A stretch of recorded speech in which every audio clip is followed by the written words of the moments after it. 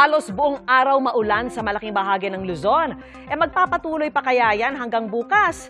Alamin natin kay Amor La Rosa ng GMA Weather Center. Amor. Salamat, Vicky. Naku, posibleng magtagal pa ng ilang araw ang mga pag-ulan sa ilang bahagi ng ating bansa. Kahit kasi papahina na itong bagyong Maymay, tuloy pa rin ang epekto ng habagat.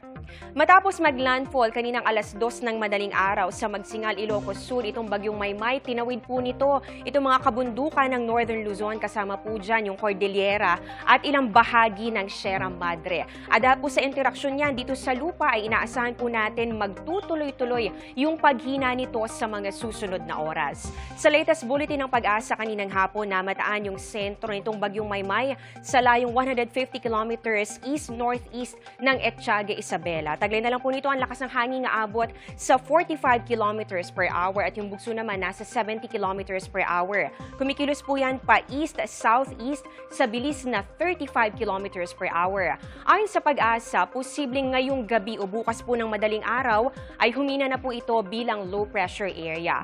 At yung mga tirang kaulapan nito sasama o hihigupin po ng mas malaking sirkulasyon dito po yan sa labas ng Philippine Area of Responsibility. Yan po yung may international name na Dolphin. At itong bagyong Dolphin naman, patuloy pa rin tinutumbok itong southern islands ng Japan at next naman ito ay dito naman sa bahagi po ng China. Sa ngayon, habang hindi pa naman LPA ang bagyong Maymay, may nakataas pa ring wind signal number 1. Pero kumpara naman kahapon at kanina ay nabawasan na po yung mga lugar. Diyan na lang po yan sa may southeastern portion ng mainland Cagayan, Isabela, Quirino, northeastern portion ng Nueva Vizcaya, northern and central portions ng Aurora. Ganun din sa eastern portion ng Kalinga, Mountain Province at ng Ifugao. Dito pa rin po mararanasan yung pabugso-bugsong hangin na may kasamang mga pag-ulan. At bukod po sa epekto ng bagyong Maymay, hindi pa rin tumitigil yung pag-iral nito pong hanging habagat na patuloy pa rin palalakasin nitong bagyong nasa labas ng Philippine Area of Responsibility. Kaya pwede pa rin maulit yung mga pag-ulan sa malaking bahagi ng bansa. Base nga sa datos ng Metro Weather, umaga pa lang bukas, posible na po yung mga pag-ulan lalo na sa Ilocos Provinces, La Union, Pangasinan, Zambales, Bataan, ganoon din po dito sa iba pang bahagi ng Central Luzon, NCR, pati na rin po sa Calabarzon, ganoon din dito sa ilang bahagi ng Mindoro Provinces at ng Bicol Region.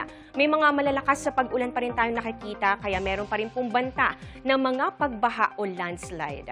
Magtutuloy-tuloy pa rin po yung mga pag-ulan pagsapit po yan ng hapon at kasama na rin po dito itong iba pang bahagi ng Luzon.